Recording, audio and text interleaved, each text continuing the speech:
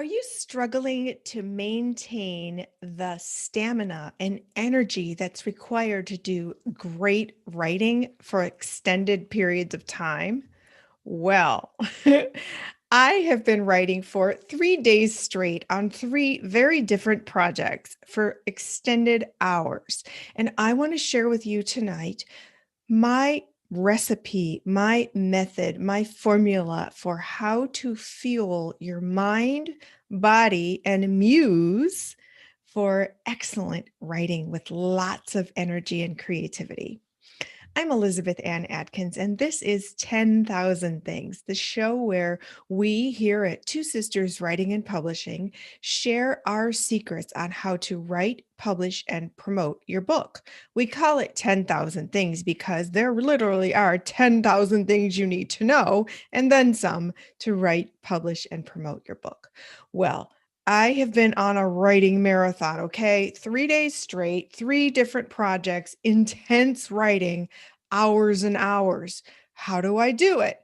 I want to share with you how to energize your mind, body, and muse for excellent writing.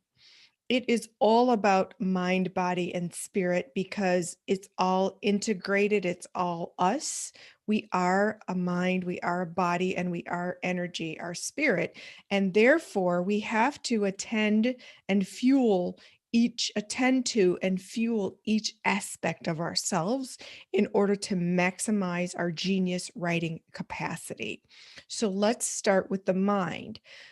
When I know I've carved out large chunks of time for writing, or even an hour for that matter, I have committed in my mind that I am going to get this done. Therefore, I have cleared my schedule and I have focused on the fact that I am going to spend whatever amount of hours that day on the writing. So, for example, a few days ago, I said, I'm going to spend 7 hours on this project. And so I psyched myself up, got really excited about it because you can feel really like a sense of dread, like, oh my gosh, I have to do all this work. I have to spend all this time. Oh, it's going to take so long. It's going to be hard. I have to sit still and focus and concentrate, and I could be doing XYZ. So you have to psych yourself up. Now, if you're writing for pleasure, um, y- it's easy. You just sit down and do it because you love it. If you're writing as a job, sometimes that can be um, grueling because it feels like work, but hopefully you're writing something that you love and it doesn't feel like work. Thankfully, when I'm writing, I love what I'm doing, but I still have that sort of anxiousness that I have to meet a deadline, especially if I'm writing something for one of our clients. So that is something that you have to psych yourself up for. Like, I am going to give this my all. I'm going to focus, concentrate, and really rock it. So that's like the mindset around the writing for a big project. You really have to psych yourself up and say, yes, I can do this and I can do this to the best of my ability for an extended period of time. And so then the focus part means, again, I cleared my schedule, but I also have to not take phone calls, not have a text fest with a friend, not be tempted to raid the refrigerator or go shopping or vacuum or do all the things that come to mind when you sit down to write. It's kind of hilarious. Suddenly you need to clean the bathroom. No, you need to keep working. The bathroom will be there or whatever else task. And you can call your friend as the reward when you finish your work. So again, it's a mind game and it's all about stealing your mind to distractions. Now, another really important thing is when you're writing, sometimes we need to look up a definition or go to the thesaurus and find a better word or do some fact checking or research something to understand it better while we're writing. Guess what? It's super easy to hop on the information superhighway, also known as the internet, to answer a quick question and then just get distracted in all different 10 directions and lose an hour from your writing time. So you have to have discipline to not let your mind jump over here and here in this multimedia world that we live in, which is a blessing and a curse because it's so easy to get off track, derailed, distracted. So you have to really be like, nope, I'm going to mark that and come back and look at that cool video I just saw a little bit later. Okay. It's also easy. I do this when I take a quick break to go make coffee or go to the bathroom or something or brush my teeth. And I start going online and like check the temperature outside or whatever. And then I find myself in this trance staring down at the phone because something caught my attention. And then I find myself reading a newspaper article that's taking me 10, 15 minutes. And then I realized, wait a minute, I need to get back to work. So be really disciplined and aware of things that can distract you. Another thing that really distracts me is nice weather, and we've had nice weather lately. And so I'll talk about that in a minute with body because it's really important, but wanting to be outside. So know what distracts you and just guard against or allot time to indulge in that activity but still get your work done. Okay. So I just shared a few ways to toughen your mind, focus, commit, and really just dive in and concentrate on the work at hand. And so, in order to make sure you have maximum brain capacity in your genius writing zone, you need to have a fueled body, an energized, totally awakened, energized body. And so there's a few things that I do to make certain that that happens. First, you need to know what foods and what beverages are the best fuel for you or not. And you also need to understand your body's rhythm. Do you have your highest brain energy with your sharpest focus and best creativity in the morning, afternoon, night, middle of the night? You need to understand your physical rhythms when you have your best energy. Some people are super sharp in the morning, some people drag until noon.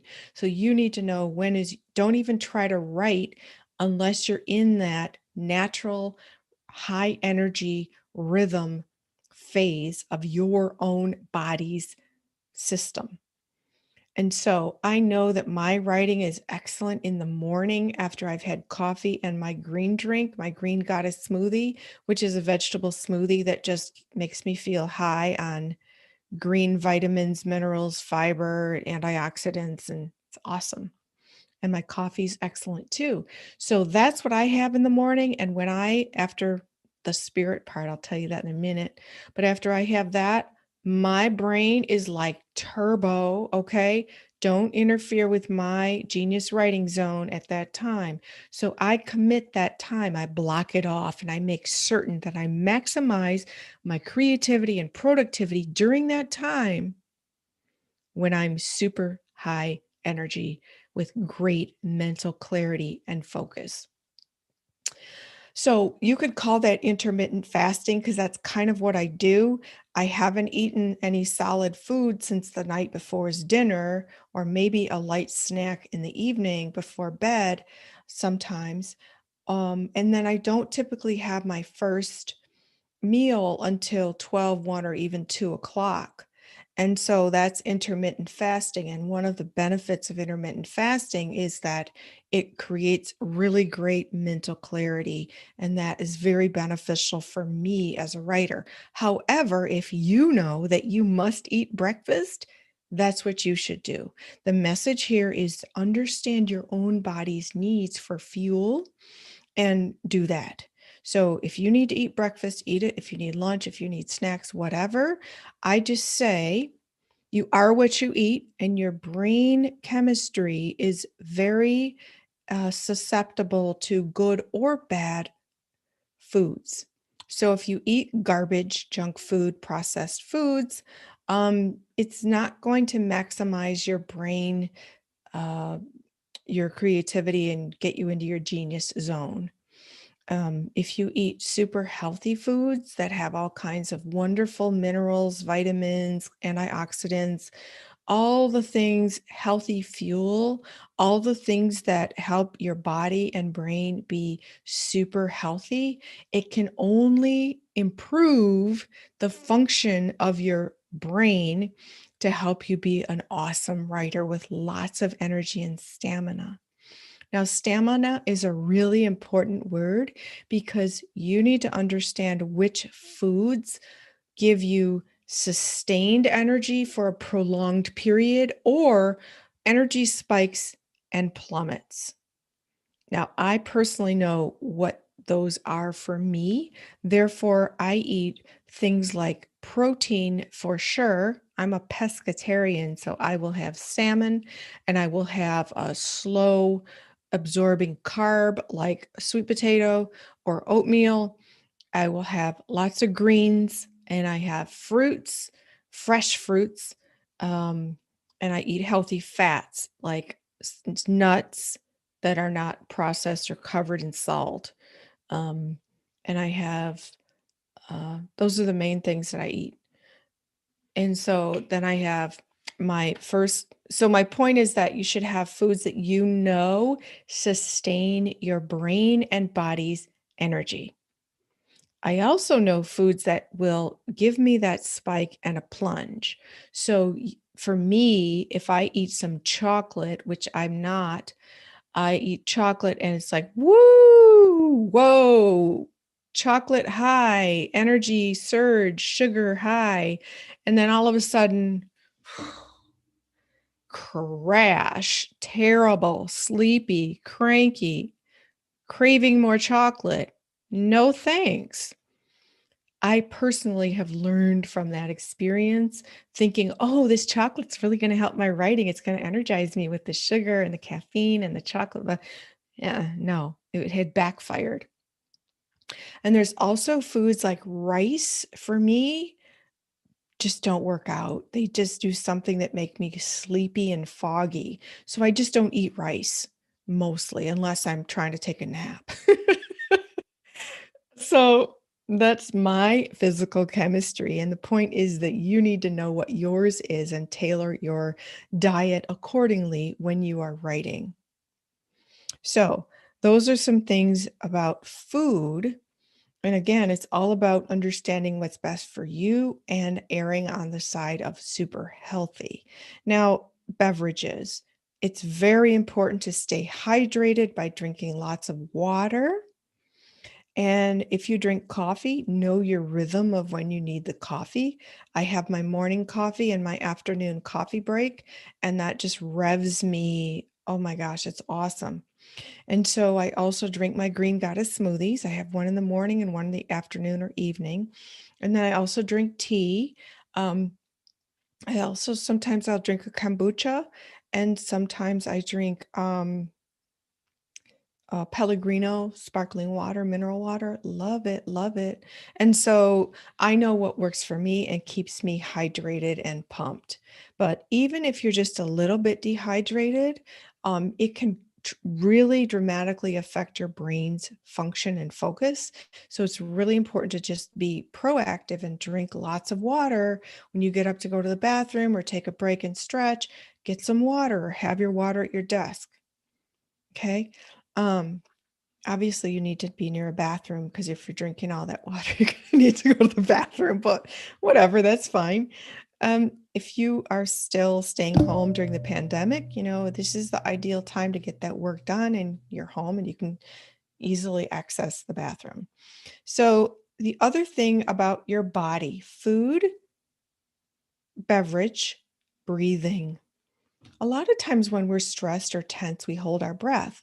Well, oxygen is just as important for fueling our brains and bodies as food and drink because, well, actually, it's the most important thing. You need oxygen to breathe and live. But in terms of making sure your brain focus and energy are maximized, understanding the power of breath so you can take some deep breaths before you work, as you're working, just intermittently, and just breathe in your nose so deeply that your belly pokes out because you're so full of fresh air, and then out of your mouth. And if you're super stressed or anxious and you just really need to clear your mind, there's this amazing breathing technique called pranayama. Let me show you. You take your thumb, it just means alternate breathing, um, alternate nostril breathing. But it sounds prettier when you say pranayama. So you take your thumb and you press it to one side and you inhale deeply. And then you take your ring finger and you press it to the other side of your nose and you exhale. And you just keep doing that over and over.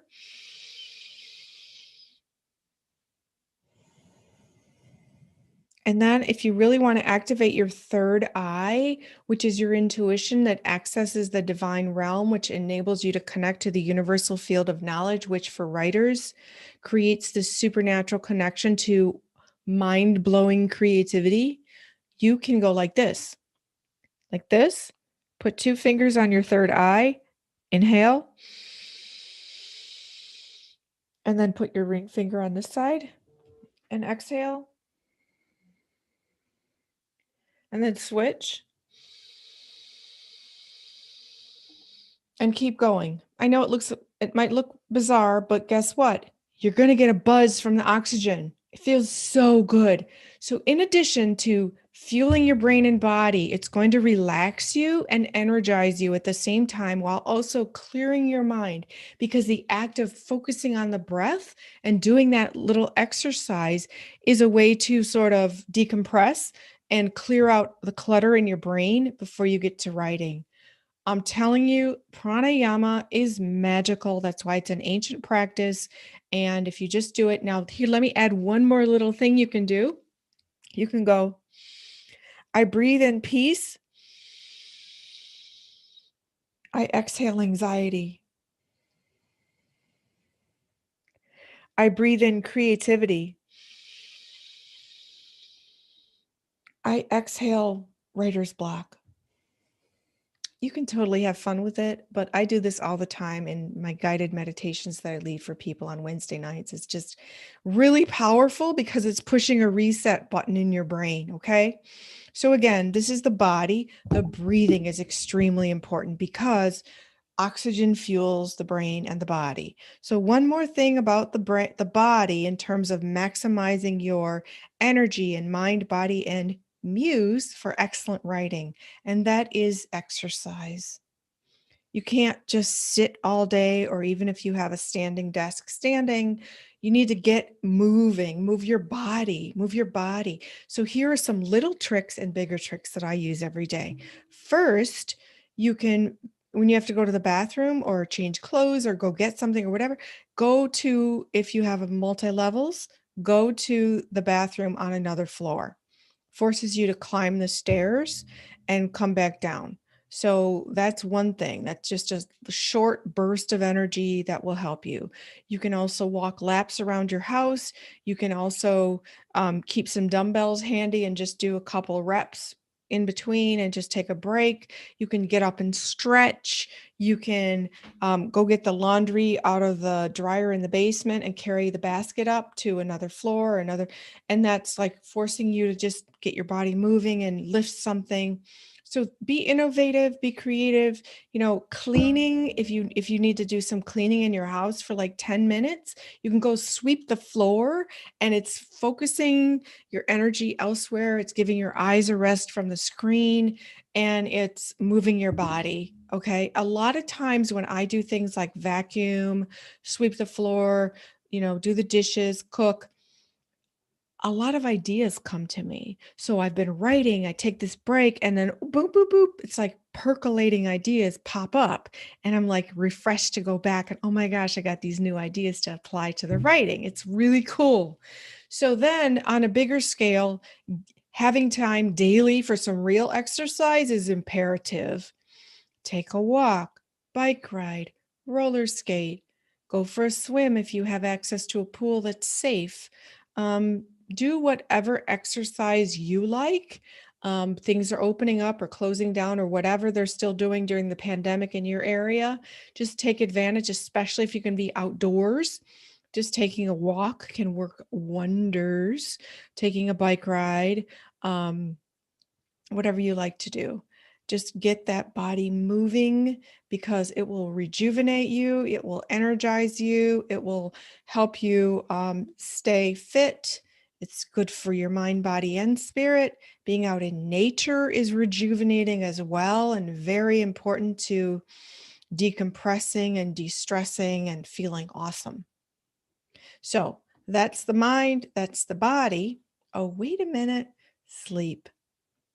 When you know you're going to be writing, you must get enough sleep because without it, well, I personally know I need X number of hours of good sleep in order to write.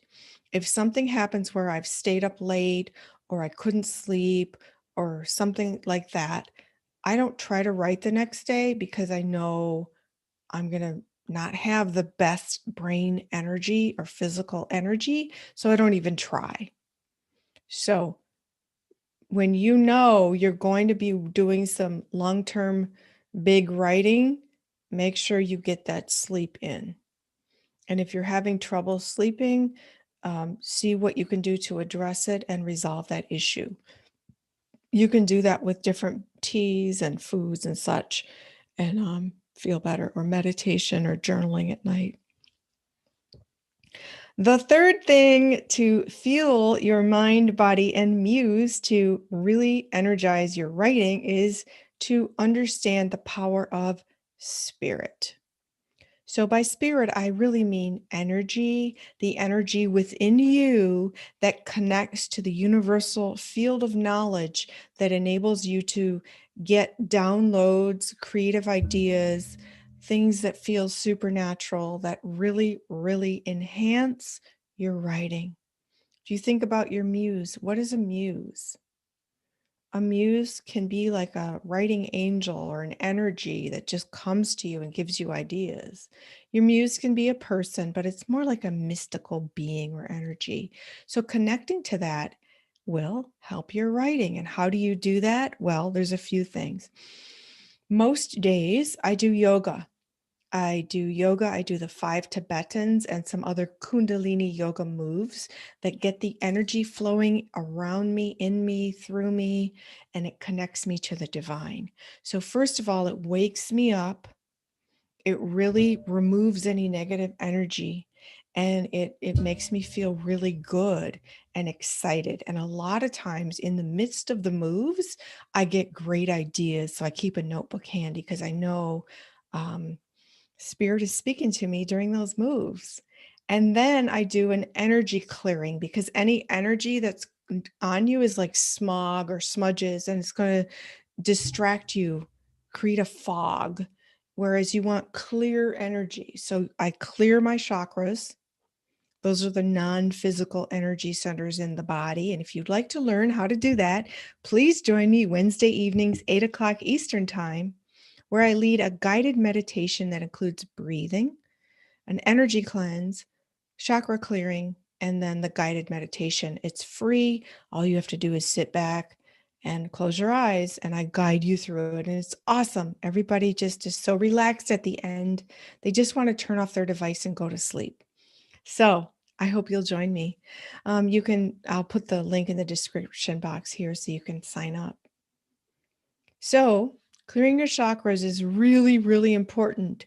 And it includes having a chant, a tone that clears energy like a sound bath around you. It clears the energy around you so you feel really zen, calm, peaceful, serene. It's awesome. And when you're in that state, that's when the divine guidance, the supernatural downloads, the amazing muse just starts to sing for your writing. It's awesome. And lastly, you can also meditate. Now, again, you can join me Wednesday for a demonstration on how to do that. But really, if you just get still and silent, preferably in solitude, and breathe, do the breathing I just taught you, and you can recite the tone Om, O-M. Sit, make sure your spine is straight, your neck is level. Close your eyes, Inhale deeply, preferably do the pranayama that I showed you earlier, and breathe in. And then you recite this tone. It's called Om. I'm sure you've seen it before. And it is a tone that connects you to universal source energy. As a writer, we need to connect to that to fuel our genius abilities. And so let me just demonstrate it for you real quick. You just inhale, you close your eyes, and you say Om. Okay, inhale. Om.